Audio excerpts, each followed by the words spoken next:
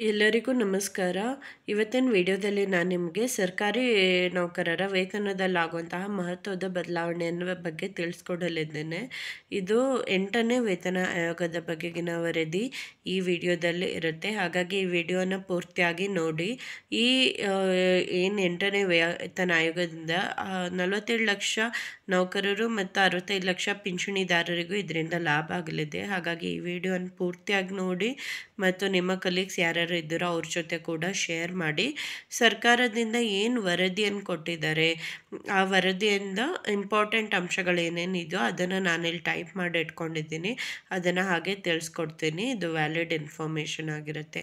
ರೀಸೆಂಟಾಗಿ ಸರ್ಕಾರ 8ನೇ ವೇತನ ಆಯೋಗದಿಂದ ಏನು ಅಪ್ಡೇಟ್ ಕೊಟ್ಟಿದೆಯೋ ಅದರ ಬಗ್ಗೆ ಇದರಲ್ಲಿ ಇನ್ಫಾರ್ಮೇಷನ್ ಇದೆ.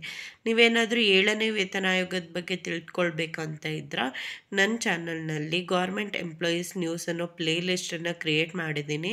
ಅಲ್ಲಿಗೆ ಹೋದರೆ ಗೌರ್ಮೆಂಟ್ ಎಂಪ್ಲಾಯೀಸ್ ರಿಲೇಟೆಡ್ ಇದುವರೆಗೆ ರಿಲೀಸ್ ಆಗಿರುವಂತಹ ಆದೇಶ ಪ್ರತಿಗಳು ಯಾವುದೇ ಇದ್ರೂ ಕೂಡ ನೀವು ಒಂದೇ ಜಾಗದಲ್ಲಿ ವೆರಿಫೈ ಮಾಡ್ಕೊಳ್ಬೋದು.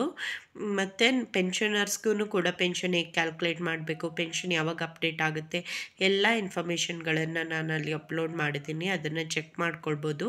ನೀವೇನಾದರೂ ಫಸ್ಟ್ ಟೈಮ್ ನನ್ನ ವಿಡಿಯೋ ನೋಡೋರಾಗಿದ್ದರೆ ಉಚಿತವಾಗಿ ನನ್ನ ಚಾನಲ್ಗೆ ಸಬ್ಸ್ಕ್ರೈಬ್ ಮಾಡ್ಕೊಳ್ಳಿ. ಇದರಿಂದ ನಿಮಗೆ ಯಾವುದೇ ರೀತಿಯ ಎಕ್ಸ್ಟ್ರಾ ಚಾರ್ಜಸ್ ಇರೋದಿಲ್ಲ.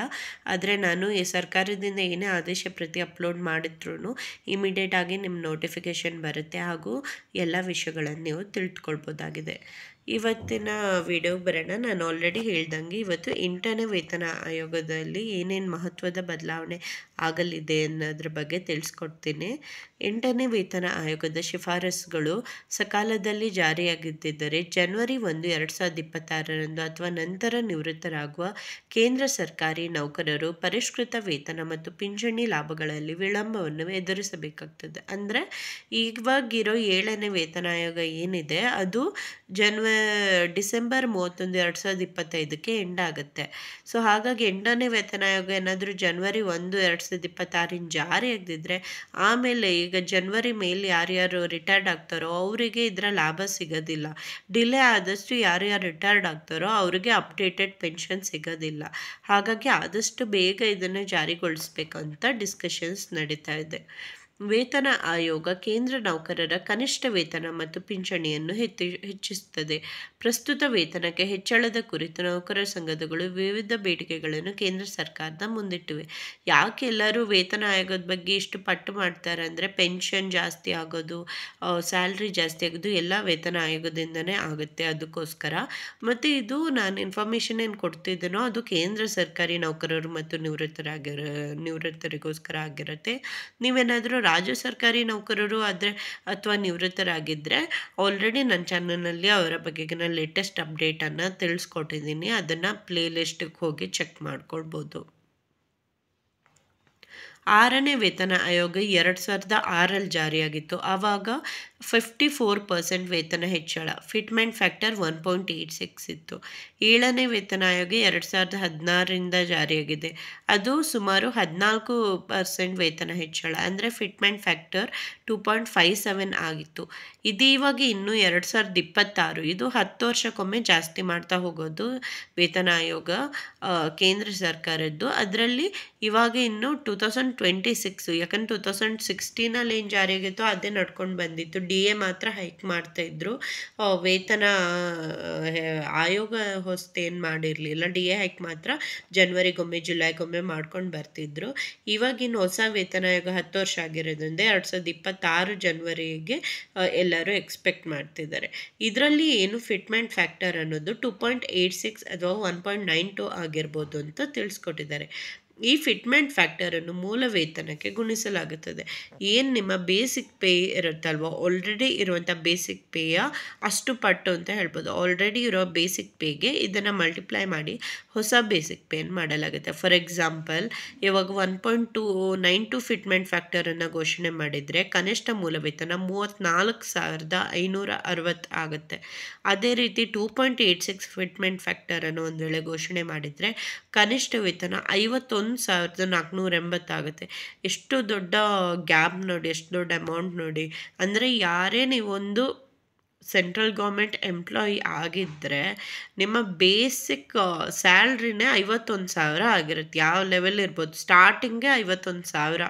ಎಷ್ಟು ದೊಡ್ಡ ಅಮೌಂಟ್ ಗ್ಯಾಪ್ ಆಗುತ್ತೆ. ಅದಕ್ಕೋಸ್ಕರನೇ ಎಲ್ಲರೂ ಪಟ್ಟು ಹಿಡಿದು ಬೇಗ ಜಾರಿ ಮಾಡಬೇಕಂತ ಬೇಡಿಕೆ ಸಲ್ಲಿಸ್ತಾ ಇದ್ದಾರೆ.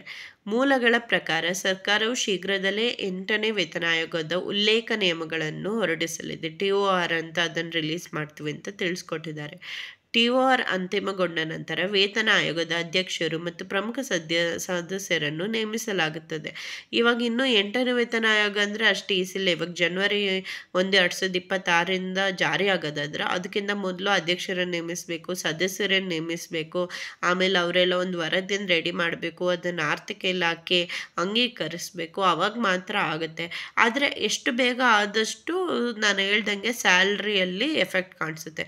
ನೀವೇ ಇಮ್ಯಾಜಿನ್ ಮಾಡ್ಬೋದು, ಮಿನಿಮಮ್ ಸ್ಯಾಲ್ರಿನೇ 51,000 ಅಂತ ಇದ್ದರೆ ಇನ್ನು ಹೈಯರ್ ಲೆವೆಲ್ ಹೋದಾಗೂ ಸ್ಯಾಲ್ರಿ ಎಷ್ಟು ಜಾಸ್ತಿ ಆಗ್ಬೋದು ಈ ವೇತನ ಆಯೋಗದ ಜಾರಿಯಿಂದ ಅಂತ. ಕಳೆದ ತಿಂಗಳು ಸರ್ಕಾರವು 8ನೇ ವೇತನ ಆಯೋಗದ ಅಡಿಯಲ್ಲಿ 40 ಸಿಬ್ಬಂದಿಯನ್ನು ನೇಮಿಸುವ ಪ್ರಕ್ರಿಯೆ ನಡೆಯುತ್ತಿದೆ ಎಂದು ಹೇಳುವ 2 ಪ್ರತ್ಯೇಕ ಸುತ್ತೋಲೆಯನ್ನು ಹೊರಡಿಸಿತ್ತು. ಆಲ್ರೆಡಿ 40 ಮೆಂಬರ್ಸನ್ನು ನಾವು ನೇಮಕ ಮಾಡ್ಕೊಂಡಿದ್ದೀವಿ ಅಂತ ಹೇಳಿ ವರದಿಯನ್ನು ಸಲ್ಲಿಸಿದರು. ಯಾಕಂದರೆ ಇದು ಇಡೀ ದೇಶಕ್ಕೆ ಸಂಬಂಧಪಟ್ಟದಲ್ವಾ. ಅವರು ಕೇಂದ್ರ ಸರ್ಕಾರಿ ನೌಕರರ ಎಲ್ಲ ವಿಷಯಗಳನ್ನು ಗಮನಿಸಿ ಎಷ್ಟು ಜಾಸ್ತಿ ಮಾಡಬೇಕು ಎಲ್ಲ ಅದನ್ನು ವರದಿ ಮಾಡಿ ಸಲ್ಲಿಸೋಕ್ಕೋಸ್ಕರ 40 ಮೆಂಬರ್ಸನ್ನು ನೇಮಕ ಮಾಡಿದ್ದಾರೆ. ವಿವಿಧ ಸರ್ಕಾರಿ ಇಲಾಖೆಗಳ ಅಧಿಕಾರಿಗಳು ಈ ಹುದ್ದೆಯಲ್ಲಿ ಹೆಚ್ಚಿನ ಡೆಪ್ಯುಟೇಷನ್ ಆಧಾರದ ಮೇಲೆ ಭರ್ತಿ ಮಾಡ್ತಾರೆ. ಬೇರೆ ಬೇರೆ ಸರ್ಕಾರಿ ಇಲಾಖೆಗಳ ಹೆಡ್ಡಿಂದ ಈ 40 ಮೆಂಬರ್ಸಲ್ಲಿ ಇರ್ತಾರೆ. ಅವರು ಡಿಸೈಡ್ ಮಾಡ್ತಾರೆ ಎಷ್ಟು ಜಾಸ್ತಿ ಮಾಡಬೇಕು ಅಂತ. ಹಣಕಾಸು ಸಚಿವಾಲಯದ ಸುತ್ತೋಲೆ ತಿಳಿಸಿದೆ. ಹಣಕಾಸು ಸಚಿವಾಲಯಕ್ಕೆ ವರದಿಯನ್ನು ಕೊಡ್ತಾರೆ ಈ 8ನೇ ವೇತನ ಆಯೋಗದ ಮೆಂಬರ್ಸು.